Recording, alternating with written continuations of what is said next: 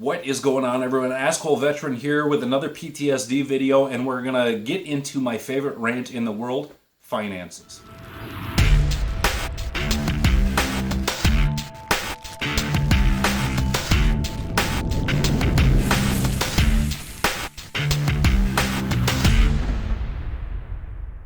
Okay, so let's look at this realistically. We already know that the two most common causes of suicide and suicide attempts are finances and relationships going south. That's universal. That's across the board, no matter what demographic you're looking at. That's one of those things that everybody can look at and go, okay, well, these two things have a lot to do with the vast majority of suicides. The one thing that has more to do with suicides and suicide attempts than anything else is finances. Well, finances happens to be my favorite thing to rant about. Tonight I was on Facebook and I ran across a video of the gentleman who actually, I forget his name, but the gentleman who got the law passed through Congress that says the VA has to pay for our medical bills and take care of that end of financial stuff when we're not going to a specific VA. Like me, for example, I live 129 miles from the closest VA hospital. If I need emergency care, I have to go to the local emergency room. I'll throw a piece of that in there a little bit later and help you understand. Well, now 10 years later, this man who the law was named after is still fighting, and the VA openly admitted that the only reimbursement they gave him for an emergency that he had to go to the hospital for was $12. It's been a decade, and they reimbursed $12.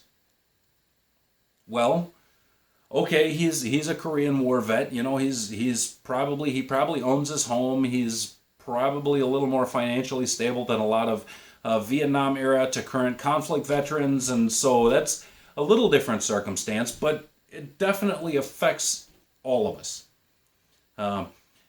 It's such a huge burden, especially in somebody with post-traumatic stress, because you have to remember the average person, when they have an emotional response, has a minor emotional response. The average person with post-traumatic stress, when they have an emotional response,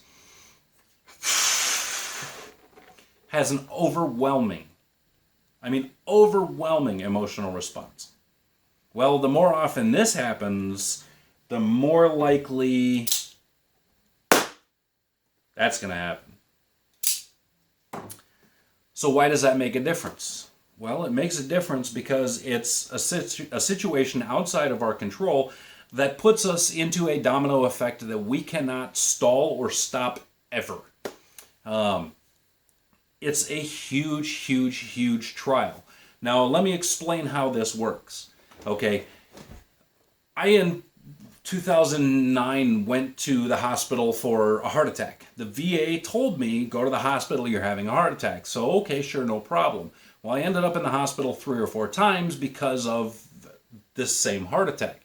Say $20,000 per medical bill later, it took the VA 10 years to pay it. My credit went right through the floor. Big deal. It's just credit, right? I mean, it doesn't make that much of a difference, except it dominoed into me having to pay more for rent to live in substandard housing that's actually less energy efficient. So I'm paying a higher I'm paying more for rent, but on top of that, I'm paying more for my electric and things like that. Before long, my entire disability income is flushed right down the toilet, and I'm faced with choices like, can I provide food for my son? Am I going to keep the power on? Am I going to be able to get my son birthday or Christmas presents or things like that? So it multiplies the stress. Now, I've seen this over and over and over again. And let me give you an example. As a result of these medical bills, specifically from my heart attack, I have a car loan contract here that you can see says paid right there, but it's 25% interest. So that's $500. I was paying $521 a month. You can literally go out and buy a brand spanking new Cadillac for $521 a month. But I was paying $521 a month for what was this? This was the Pontiac. I was paying $521 a month for a 2006. So a car that even at the time that I bought it was half a decade old, I was paying exceptional amounts of money. It already had over 100,000 miles on it. The insurance on it, because my credit was poor, was, I think, another $230 a month.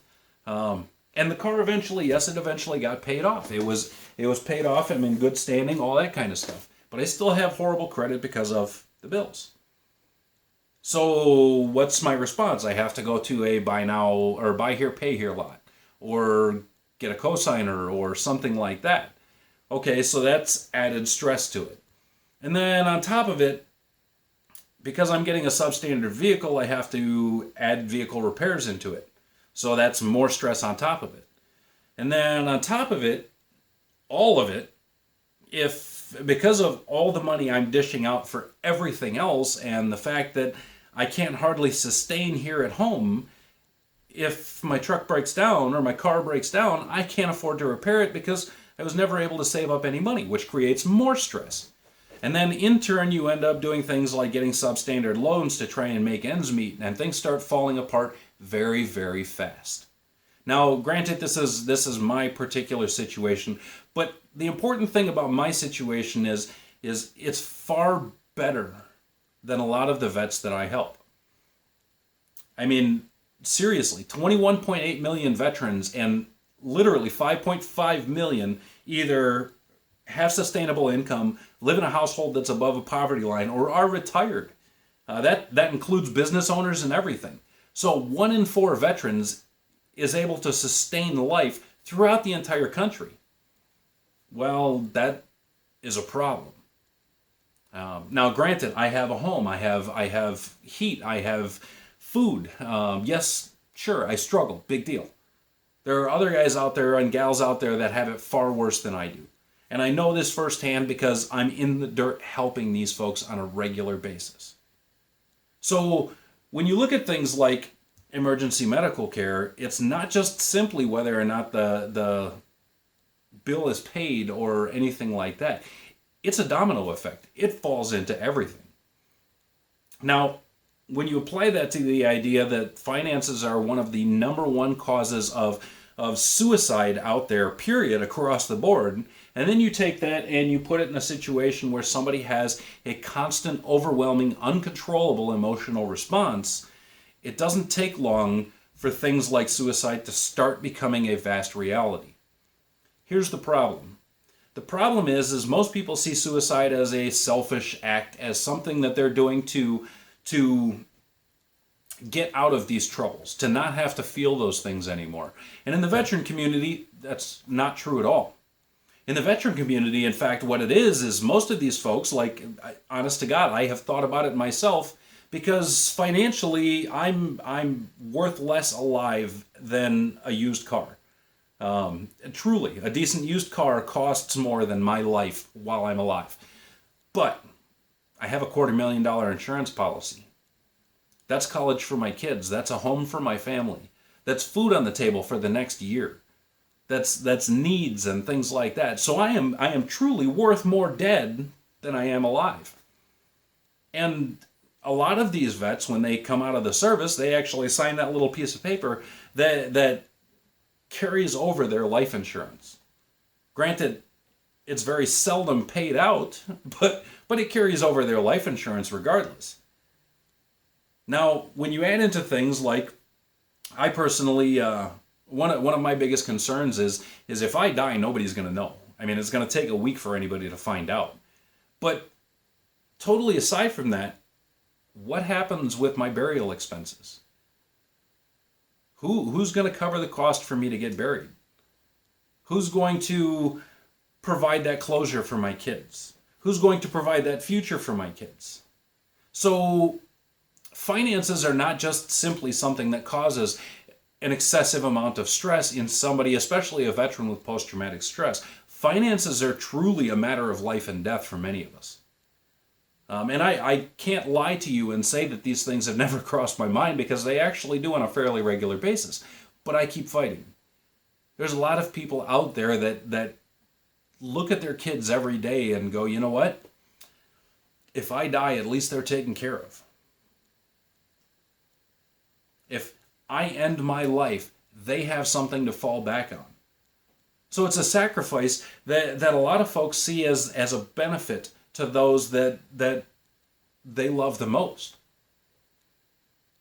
Regardless of whether or not they're there, the plan was when we joined the service that we would without question give our lives to take care of the people we love the most. And that doesn't change when we come home. So when you see somebody that's in a situation where they're struggling not just with post-traumatic stress, but they're struggling financially, and things like that, it's a lot bigger than it seems on the surface. Sure, we all have financial troubles. It's the way it goes. It's the way of the world nowadays.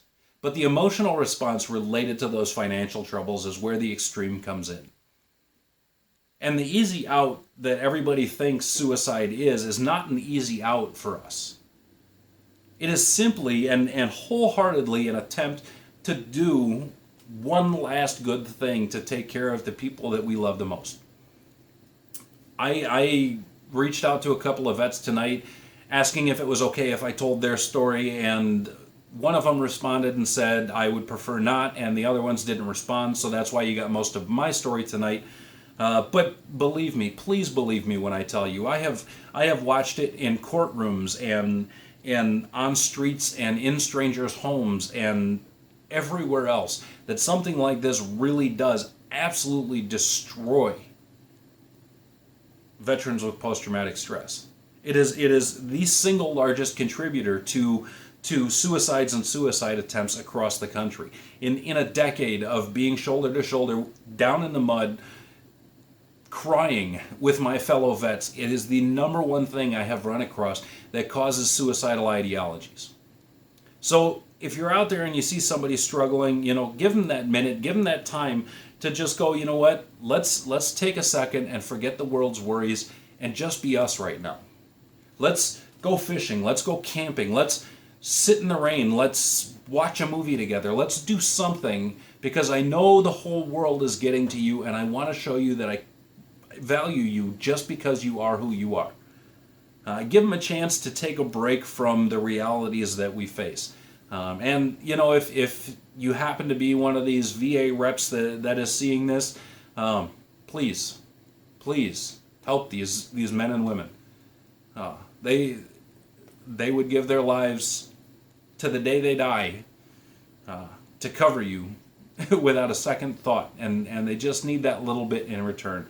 And if you're a medical provider and you're looking at this, it doesn't take much to change that policy so that you're not throwing it on a veteran's credit and destroying their lives, literally destroying their lives over waiting for the VA to get their shit together.